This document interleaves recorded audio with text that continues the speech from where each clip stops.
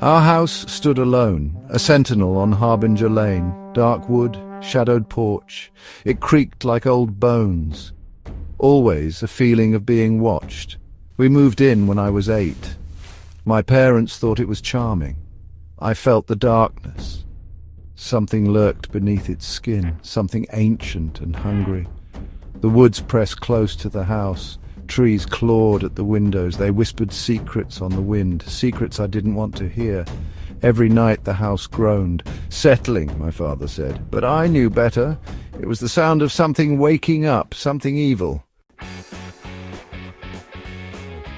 Kentucky felt different. The air was thick, heavy with secrets. The silence was unnerving, broken only by cicadas and the distant howl of coyotes. Our nearest neighbors were miles away, their lights, pinpricks in the vast darkness. We were alone, easy prey in the belly of the night. The isolation was suffocating, no streetlights to push back the shadows, just the endless whispering woods and the feeling of eyes on my back. I missed the city, the noise, the people. Here there was only silence, and the growing certainty that something was watching us, hunting us. One night it happened. I woke with a gasp. A cold dread gripped me. Something was outside my window, watching. The moon was hidden. Clouds choked the sky, but I saw it, a shadow, taller than any man, thin, skeletal. It pressed against the glass. Terror flooded me. I couldn't breathe, couldn't scream. Its eyes, two burning embers in the darkness, they bored into me, full of malice. It scraped at the window. A low, guttural growl vibrated through the glass. I squeezed my eyes shut, praying for morning, praying for it to go away. Morning light brought little comfort. The memory of the creature lingered, a bad taste in my mouth, a chill in my bones. My mother found me curled in a ball, eyes wide with terror. She didn't believe me, said it was a nightmare, but I saw doubt in her eyes. Later that day she showed me her arms, long, deep scratches, 3 of them like claws. She blamed the rose bushes, but we both knew better. The fear settled in, a constant companion. We were no longer alone in the house. Something was here with us, something evil had taken root. Section 5, the second visit. Weeks passed, the memory of that night faded, replaced by a gnawing anxiety. The feeling of being watched never left. Then it returned, the shadow at my window, the same skeletal form, the burning eyes. But this time, fear gave way to anger. It wouldn't break me, I wouldn't let it. I screamed. A primal sound of defiance. The creature hesitated. Startled by my sudden rage, it vanished before dawn. But I knew it would be back. This was its house now. We were just intruders, living on borrowed time. Section 6. Fear lingers. Life changed. It was as if a dark veil had been draped over our existence, altering everything we once knew. The nights were the worst, filled with an oppressive silence that seemed to amplify every sound. My parents, once dismissive, now slept with the lights on. The darkness had become an enemy, a harbinger of the unknown. They clung to the light as if it were a lifeline, a fragile barrier against the encroaching dread. Every creak of the house sent shivers down our spines. The once comforting sounds of our home had turned sinister, each noise a potential sign of the creature's return. We were prisoners of our own imaginations, haunted by the echoes of our fears. We never spoke of the creature. It was an unspoken rule, a silent agreement that acknowledging it would give it power. Our conversations became stilted, filled with awkward pauses and forced smiles. The fear was a constant presence, lurking in the background of our lives.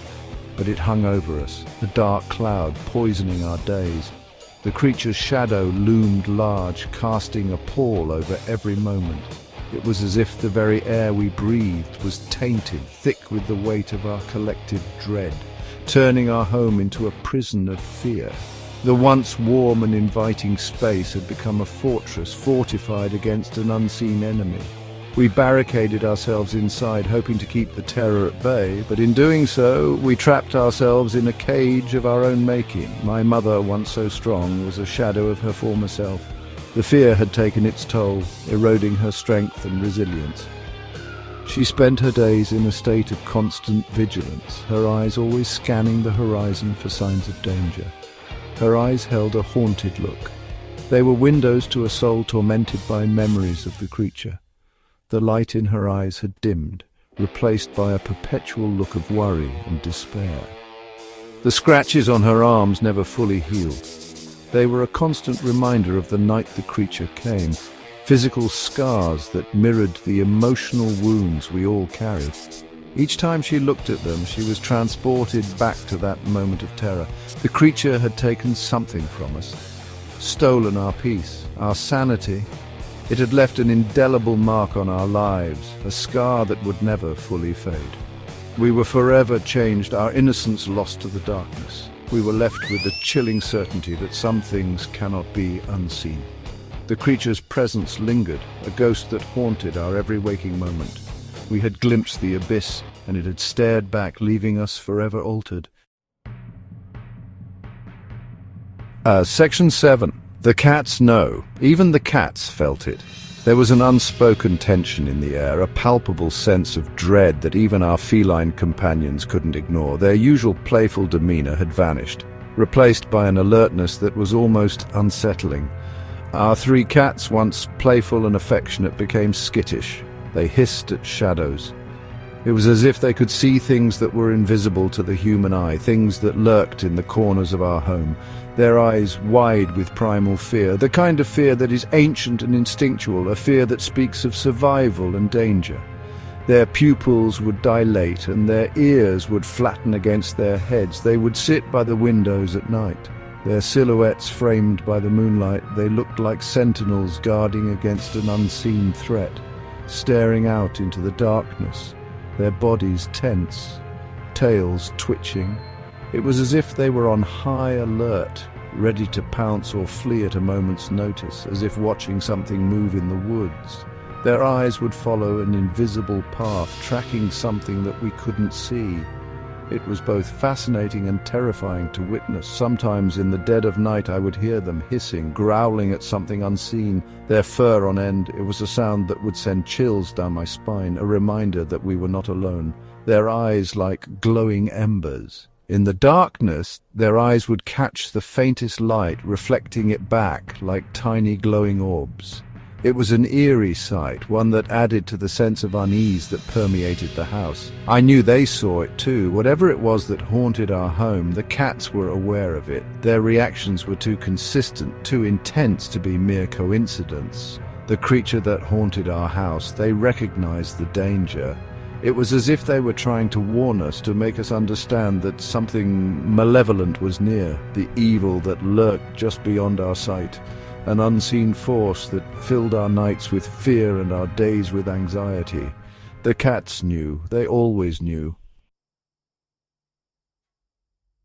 Section 8. Seeking answers. We tried to understand, to find a reason. Why us? Why our house? We consulted local historians, pored over dusty records. The house, we learned, had a dark past, a history of tragedy and violence, whispers of a family massacred within its walls, their souls unable to find peace. Some whispered that the land itself was cursed, a portal to another realm, a place where shadows took form and nightmares became flesh and blood. But answers brought no comfort. The haunting continued, relentless, unyielding. We were trapped in a nightmare, with no escape in sight.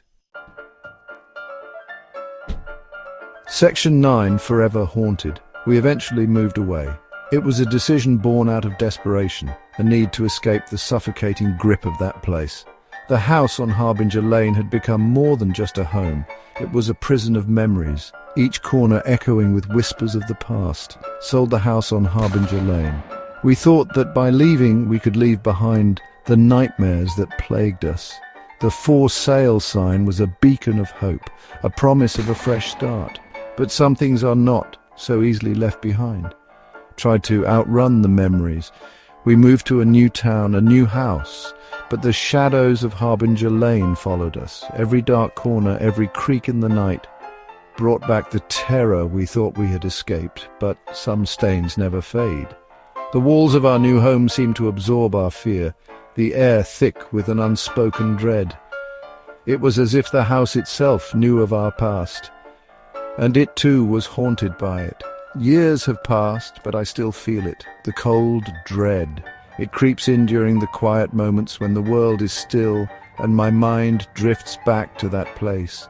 The feeling of being watched, of something lurking just out of sight, never truly leaves. The sense of being watched, it's a constant presence, a shadow that clings to me. I see it in the corner of my eye, a fleeting glimpse of something that shouldn't be there. It's a reminder that some things are never truly gone. The burning eyes of the creature seared into my mind, those eyes glowing with an unnatural light, haunt my dreams. They are a symbol of the terror that once held us captive, a terror that still lingers in the recesses of my mind. I haven't seen it again. Not in the waking world at least, but in my dreams it returns.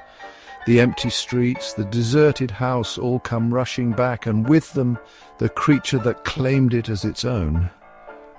But I know it's still out there, lurking in the shadows, waiting. It waits for the right moment, the perfect time to re-emerge and remind us of its presence. The shadows are its domain, and it moves through them with a silent grace, always watching, always waiting, a constant reminder that some doors should never be opened. We are forever marked, my mother and I. The memories of that house and the creature within have left an indelible mark on our souls. We carry it with us, a burden that we can never truly escape. Haunted by the memory of that house, it stands as a monument to our fear, a place that will forever be etched in our minds. The house on Harbinger Lane is more than just a building. It is a symbol of the darkness that once consumed us, and the thin skeletal creature that claimed it as its own. It is a creature of nightmares, a being that defies explanation.